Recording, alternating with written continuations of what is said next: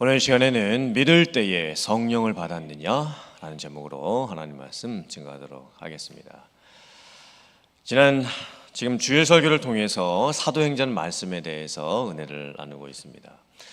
바울 사도가 각 도시를 방문했을 때에 참 특별하고 놀라운 사건들을 경험을 하게 됩니다. 각 도시에서 특별한 사람들을 만나게 되고 또 그 도시의 특성에 맞게끔 어떤 사건이 벌어지게 됩니다. 오늘은 이제 에베소라고 하는 도시에서 일어난 사건입니다. 바울 사도는 특별히 에베소에서 성령에 대해서 강조를 아주 많이 하고 있습니다. 과연 오늘 말씀을 통해서 저와 여러분들이 어떤 은혜와 또 회개와 결단을 해야 될지 함께 말씀을 통해서 나누도록 하겠습니다. 첫 번째, 요한의 세례는 물세례이고 구원의 외적 증표입니다.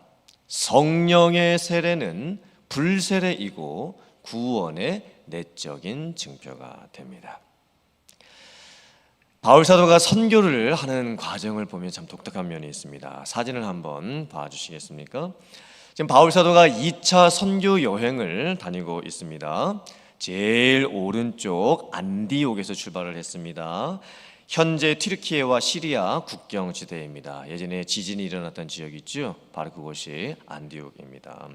안디옥을 출발해서 중간쯤에 있는 더베 주변에 있는 도시를 거쳐서 이제 위쪽으로 쭉 올라가면 이제 드로아까지 가게 되고, 드로아에서 배를 타고 건너편 마게도냐 지방에 가서 빌립보, 데살로니가, 베레아를 거쳐서 지난 주일날 설교해 드렸던 아덴까지 갔다가 그리고 이제 고린도에 가게 됩니다.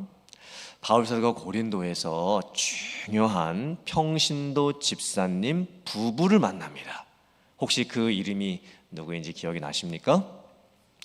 브리스길라, 아굴라 부부를 만나게 됩니다. 그리고 바울 사도가 브리스길라 아굴라 부부와 함께 고린도를 떠나서 이제 중간 아랫부분에 보면 에베소라고 하는 곳이 있죠. 거기까지 같이 가게 됩니다. 바울은 에베소에 도착했을 때 오래 머물고 싶었습니다. 근데 상황이 그렇게 되지가 못했습니다. 그래서 브리스길라 아굴라 부부를 에베소에다가 남겨두고 바울 사도만 배를 타고 이제 다시 가이사랴에 도착을 했다가 다시 원래 출발지 이제 안디옥으로 돌아가게 되는 겁니다. 저 보시고요. 자, 이제 바울 사도는 제 2차 선교 여행을 다 마쳤습니다. 그리고 원래 출발했던 곳 안디옥으로 지금 돌아가 있습니다. 그리고 나서 이 에베소에서 중요한 사람 한 명이 또 등장을 하게 됩니다. 오늘 본문 사도행전 19장 1절부터 7절 말씀 앞부분부터 이제 에베소에서의 사역이 시작이 되는데, 사도행전 18장 뒷부분에 보면 아볼로라고 하는 사람이 등장을 하게 되고, 성경은 아볼로를 이렇게 평가를 하고 있습니다. 소개하고 있습니다. 사도행전 18장 24절부터 26절 말씀 화면 보시고 같이 봉독해 보겠습니다. 알렉산드르에서 난 아볼로라 하는 유대인이 에베소에 이르니 이 사람은 언변이 좋고 성경에 능통한 자라. 그가 일찍이 주의 도를 배워 열심으로 예수에 관한 것을 자세히 말하며 가르치니 요한의 세례만 알 따름이라. 그가 회당에서 담대히 말하기 시작하거늘 브리스길라와 아굴라가 듣고 데려다가 하나님의 도를 더 정확하게 풀어 이르더라. 아멘. 아볼로라고 하는 사람은 원래 디아스포라 유대인으로서 이집트 알렉산드리아에서 태어나고 자랐던 사람입니다. 아볼로는 구약 성경을 참 잘 알고 있었습니다. 성경적인 지식이 풍부했습니다. 그리고 가르치는 것을 잘 했습니다. 그래서 이 아볼로가 자기 고향 이집트 알렉산드리아를 떠나서 에베소에 오게 되고, 에베소에 있었던 유대인의 회당에 들어가서 유대인들에게 성경을 가르치기 시작을 하는 겁니다. 예수님에 대해서도 가르치고 구원의 진리에 대해서도 가르칩니다. 그런데 성경 말씀을 잘 보면 아볼로는요, 요한의 세례까지만 알고 있었습니다.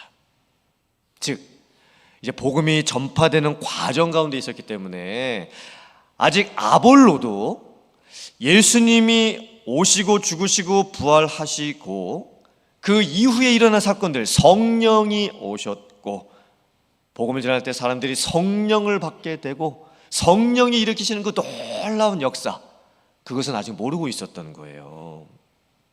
아볼로가 요한의 세례까지만 알고 있었다. 그리고 예수님이 오시고 죽으시고 부활하시고 승천하시고 난 이후의 일들, 성령이 오순절날 오시고 그리고 성령의 역사가 지금 놀랍게 일어나는 것은 아볼로가 모르고 있었습니다.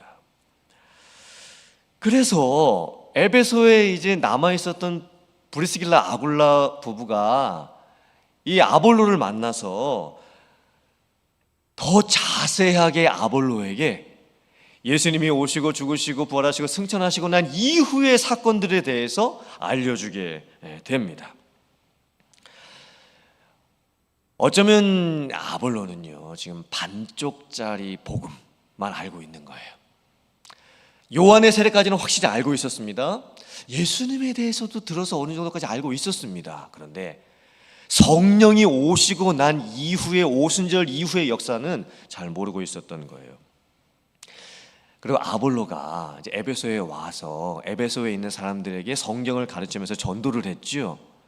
그런데 전해주었던 사람이 성령의 역사에 대해서 잘 모르고 있었기 때문에 에베소에서 예수님을 믿게 된 사람들도 요한의 세례까지만 듣고 알 뿐이지 이 성령의 사역에 대해서는 잘 모르고 있었던 겁니다. 근데 이런 상황에서 바울 사도가 제3차 선교 여행을 다시 떠나게 됩니다. 3차 선교 여행의 여정이 참 독특한 것이 중간에 여러 지역을 들리지를 않습니다. 곧바로 에베소에 가게 됩니다. 그리고 에베소에 도착하자마자 바울 사도가 성도들에게 이렇게 질문을 합니다. 여러분들은 믿을 때에 성령을 받았습니까? 이렇게 물어봤는데 에베소에 있었던 이제 막 복음을 듣고 예수님에 대해서 이제 어느 정도 알아가게 된 그 성도들이 뭐라고 대답합니까? 우리는 성령을 못 받았는데요. 우리는 심지어 성령이 계시는 것조차도 지금 알지 못하고 있습니다. 아, 그래요? 그러면 여러분들은 무슨 세례를 받으셨습니까? 우리는 요한이 베푸는 세례만 알고 있고 요한이 베푸는 세례만 받았습니다. 그때 바울 사도가 예수님에 대해서 더 확실하게 복음을 전하고 예수님의 이름으로 세례를 받게 해줍니다. 그때 그곳에 있었던 복음을 들었던 12명의 사람들에게 성령이 임하게 됩니다. 성령을 받게 되죠. 그 성령으로 세례를 받는 놀라운 역사가 일어나게 되는 겁니다. 여기서 우리는 중요한 것을 깨닫게 됩니다. 아볼로도 지금 반쪽짜리 복음만 알고 있는 거예요.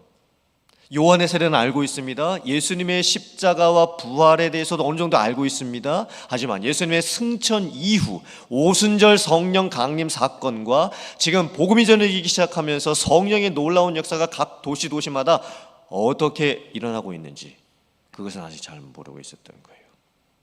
에베소에 있었던 성도들도 마찬가지였습니다. 성령이 누구신지, 성령이 어떤 일을 하시는지 잘 모르고 있었던 거예요.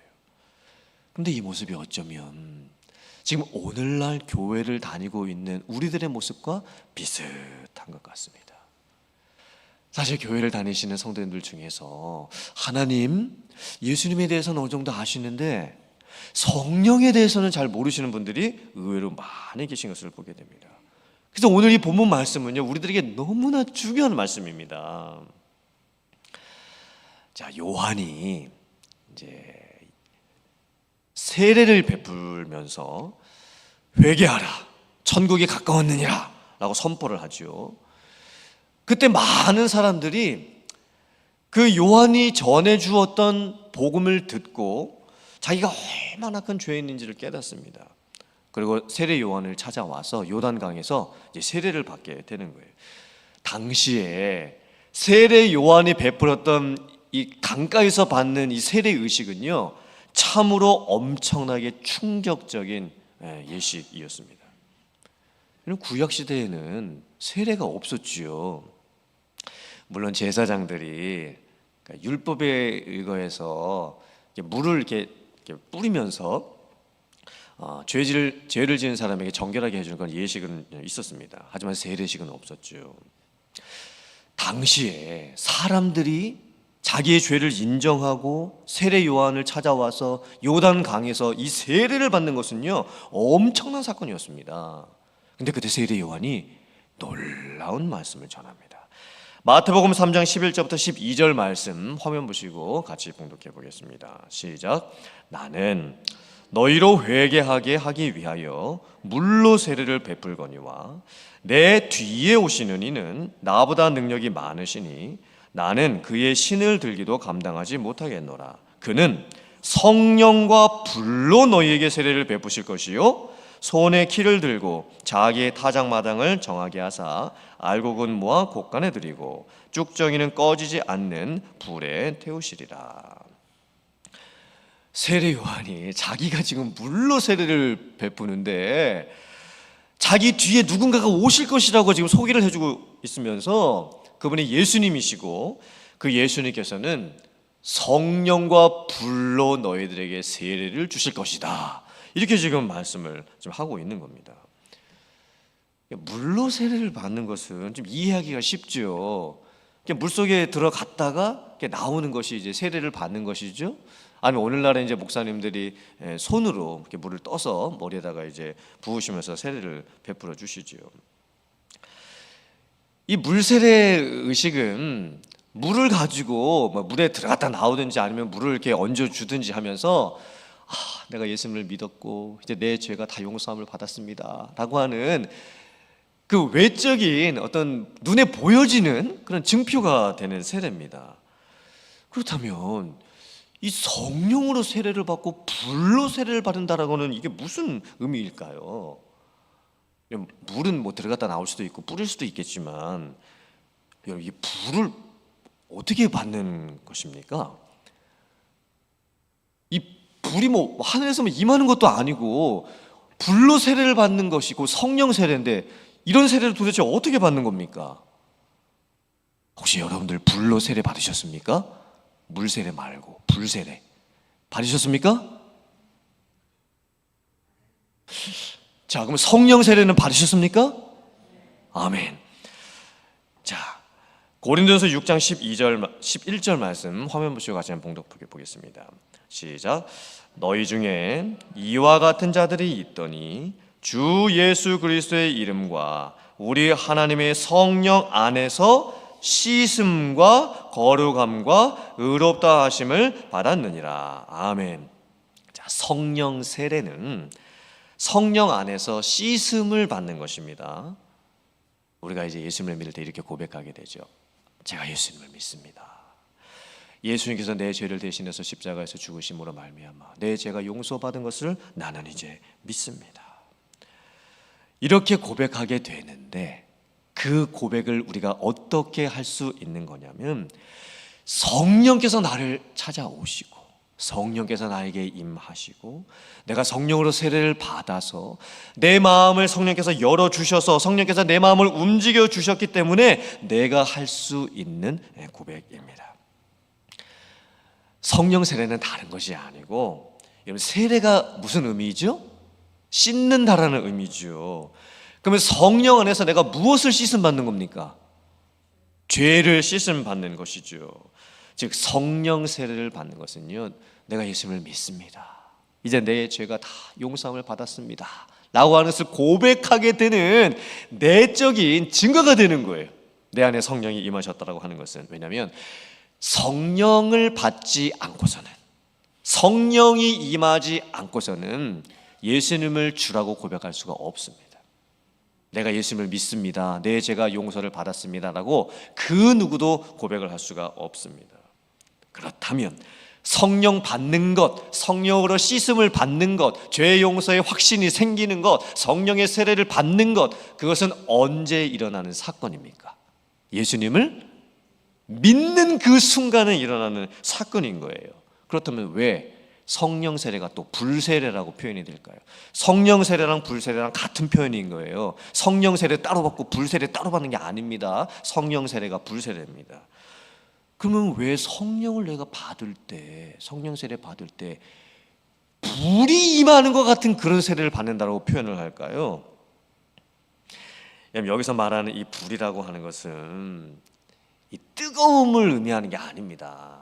뜨거워서 뭔가 내가 특별하고 놀라운 신비적인 체험을 하는 그런 의미가 아닌 거예요. 불세례를 받는 게 뭐 기도원 같은 데 가서 막 열심히 기도할 때 갑자기 내 몸이 막 뜨끈뜨끈해지고 뒤에서 뭔가 이렇게 막 열이 올라오는 것 같은 그런 체험을 하는 게 불세례 받는 게 아닙니다. 불의 이미지가 불 태우는 것이죠. 없애버리는 겁니다. 이미 있었던 더러운 것들을 다 태워서 깨끗하게 만드는 것, 그게 바로 불세례의 의미입니다. 그렇다면 불세례를 받는다는 게 무슨 의미이겠습니까? 죄가 불태워 다 없어졌다는 그런 의미이죠. 예수님을 믿고 죄사함을 받은 사람은 불세례를 받게 됩니다. 그래서 죄사함의 확신의 고백, 내 죄가 다 씻음받았다라고 하는, 이제는 불타서 다 없어졌다라고 하는 그런 고백을 할 수 있게 되는 거예요. 그러므로 우리가 요한의 세례, 이 물세례는 잘 알고 있는데 이 성령으로 받는 세례, 이 불로 받는 이 세례, 이것을 여러분들이 모르시면 안 돼요. 꼭 아셔야 됩니다. 디도서 3장 5절부터 6절 말씀 화면 보시고 같이 봉독해 보겠습니다. 시작. 우리를 구원하시되 우리가 행한 바 의로운 행위로 말미암지 아니하고 오직 그의 긍휼하심을 따라 중생의 씻음과 성령의 새롭게 하심으로 하셨나니 우리 구주 예수 그리스도로 말미암아 우리에게 그 성령을 풍성히 부어주사. 아멘. 우리가 예수님 믿고 구원받을 때, 거듭날 때 죄로부터의 씻음을 받습니다. 그로 말미암아 우리 안에 성령 안에서 변화가 생깁니다.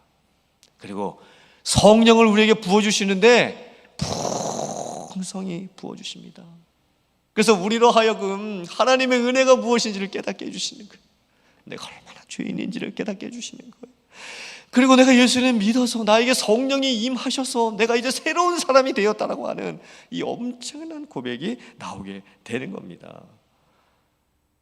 이런 경험을 할 수 있는, 고백을 할 수 있는 여러분들 되시기를 주님의 이름으로 축원합니다. 나는 믿을 때에 성령을 받았습니다. 아멘이십니까? 나는 죄사함을 받았을 때 성령으로 씻음받는 성령 세례도 받았고 불로 태움받는 불 세례도 받았습니다. 아멘이십니까? 아멘. 다시 한번 여러분들께서 그렇구나, 나도 예수님을 믿을 때 성령 받았고 성령이 임했고 성령 세례도 받았고 씻음도 받았고 성령의 불 세례도 받았구나, 다 죄가 태움받는 그런 역사도 일어났구나. 이런 고백을 정말 진실되게 확실하게 할 수 있는 여러분들 다 되실 수 있기를 주님의 이름으로 축원합니다. 아멘. 자, 두 번째, 우리가 구원받을 때 성령께서 하시는 일이 있습니다. 그것은 깨닫게 하시고 확신을 주시고 충만하게 하시는 역사입니다. 요한복음 16장 12절부터 13절 말씀 같이 봉독해 보겠습니다. 시작. 내가 아직도 너희에게 이를 것이 많으나 지금은 너희가 감당하지 못하리라. 그러나 진리의 성령이 오시면 그가 너희를 모든 진리 가운데로 인도하시리니 그가 스스로 말하지 않고 오직 들은 것을 말하며 장래일을 너희에게 알리시리라. 아멘. 예수님께서 제자들에게 예수님께서 앞으로 십자가에서 죽으시게 될 것과 죽으신 지 3일 만에 다시 부활하게 되실 것을 말씀을 하셨습니다. 그런데 그때 제자들이 이해를 잘 못합니다. 아니, 지금 예수님께서 왜 십자가에 죽으신다고 말씀을 하시는 걸까? 아니, 그리고 죽으신다는 사실도 지금 놀라운 충격적인 말씀인데 어떻게 죽었다가 3일 만에 다시 부활하신다고 말씀을 하시는 걸까?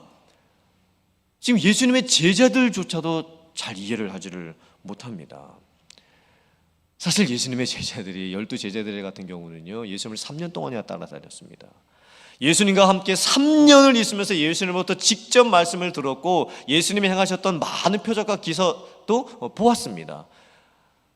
그런데 3년을 따라다녔던 예수님의 제자들도 예수님께서 앞으로 십자가에서 죽으시는 게 무슨 의미인지, 죽으셨다가 3일 만에 다시 부활하시는 게 무슨 의미인지 잘 깨닫지를 못하는 거예요. 그때 예수님께서 말씀하십니다. 내가 죽고 부활하고 승천하고 난 후에 성령께서 오시게 될 것이다. 나는 지금 너희와 함께 육신을 가지고 너희와 함께 있었지만 내가 죽고 부활하고 승천하고 난 후에 성령이 오시게 될 텐데, 성령은 하나님의 영이시며 나의 영이다. 그 성령이 오시게 되면 성령께서 너희와 영원히 함께 계실 것이다. 그리고 그 성령께서 내가 지금 너희에게 전해주었던 십자가와 부활의 의미가 무엇인지를 확실하게 깨닫게 해 주실 것이다. 성령의 역사가 무엇입니까? 깨닫게 해주시는 거예요. 특별히 뭘 깨닫게 해주십니까? 복음 안에 담겨져 있는 진리, 예수님의 십자가와 부활의 의미, 그것을 깨닫게 해주시는 거예요.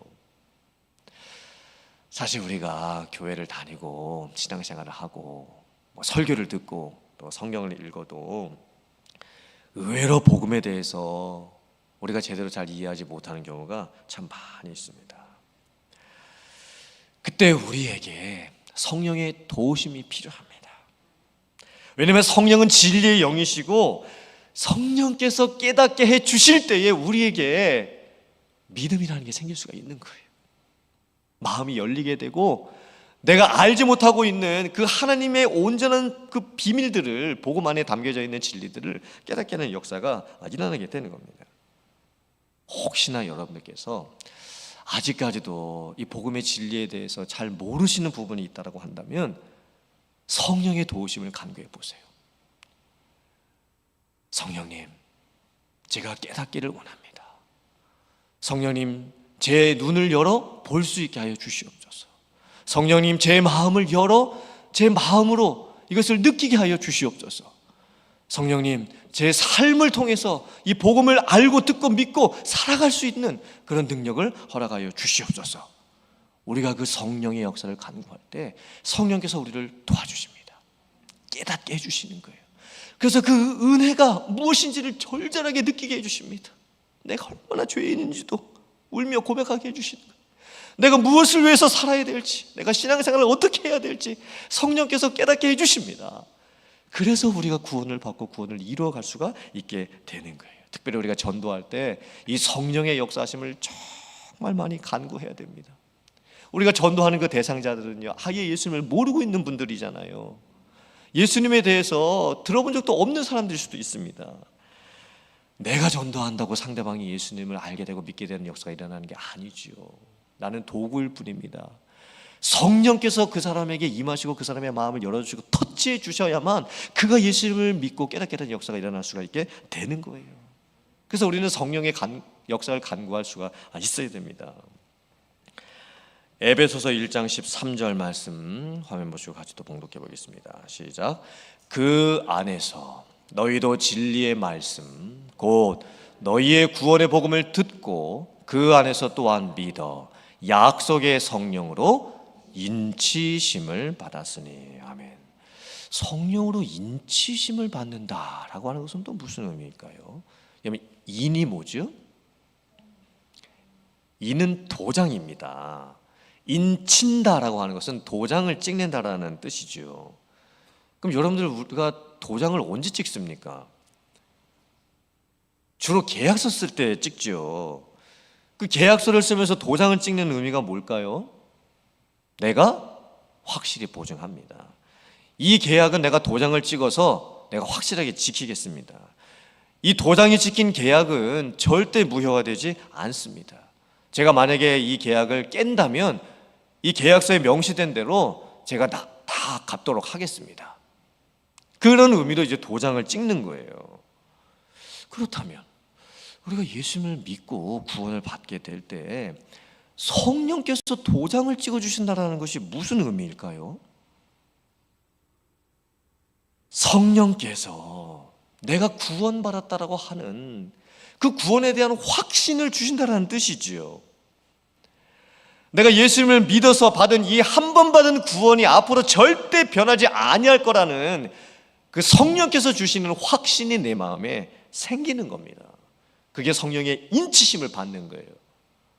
사실 우리는 구원을 받고 나서도 흔들릴 때가 참 많습니다. 내가 받은 구원에 대해서 의심하게 될 때도 참 많이 있습니다.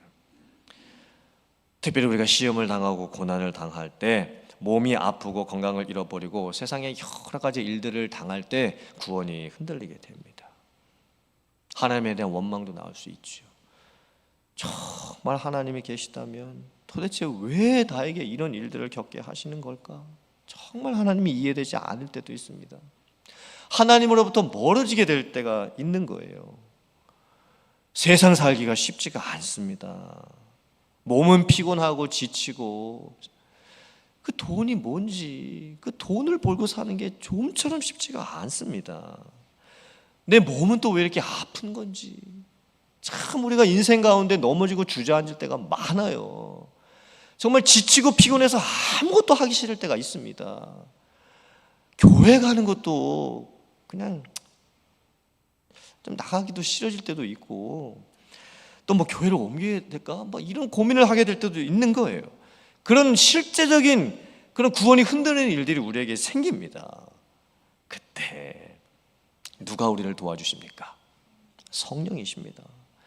성령께서 우리에게 구원의 확신을 주시는 거예요. 흔들리지 않게 해주시는 거예요. 내가 한 번 받은 이 구원이 내가 죽을 때까지, 천국 가는 그날까지 지켜질 수 있도록 성령께서 내 마음을 붙들어 주십니다.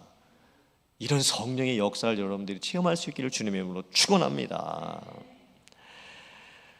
에베소서 5장 18절 말씀 같이 화면 보시고 봉독해 보겠습니다. 시작. 술 취하지 말라. 이는 방탕한 것이니 오직 성령으로 충만함을 받아라. 성령으로 충만함을 받아라.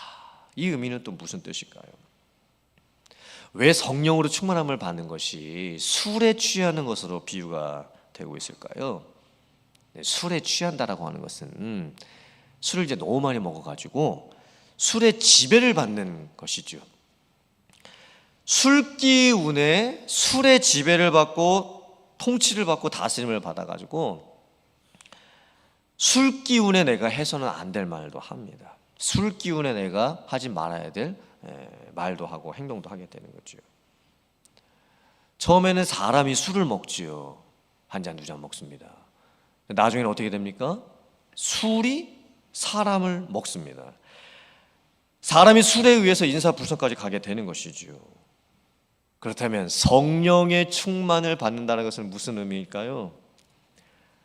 성령이 나를 다스리시는 것입니다. 성령이 나를 지배하시는 것입니다. 성령이 나를 통치하시는 겁니다. 사실 우리는요, 다 누구나 무엇인가에 이끌려서 살고 있습니다. 지금 여러분의 삶은 누가 혹은 무엇이 여러분의 삶을 이끌고 있다고 생각이 드십니까? 술입니까? 아니면 세상 즐거움입니까? 뭐 세상의 성공입니까?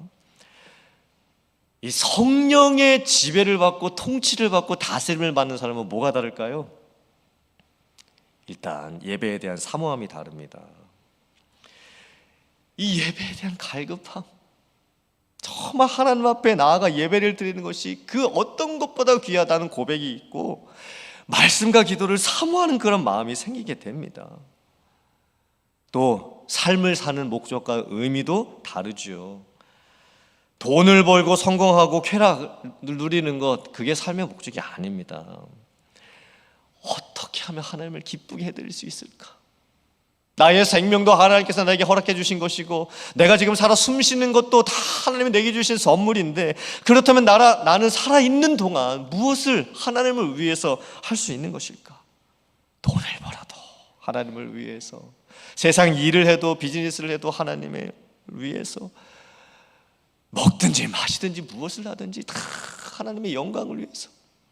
인생 목적이요, 하나님의 나라를 나를 통해 이뤄가는 것, 그게 인생의 목적이 되는 거예요. 만약에 이런 성령의 충만함을 받는 삶을 산다면 정말 우리가 달라지지 않겠습니까? 사랑하는 성도님들, 여러분에게 성령의 충만함이 있으시길 주님의 이름으로 축복합니다. 성령의 지배, 통치, 다스림을 받는 그런 삶을 살아가시려 결단한 여러분들 되시기를 주님의 이름으로 축원합니다. 아볼로는요, 몰랐어요. 반쪽짜리 신앙생활을 했습니다.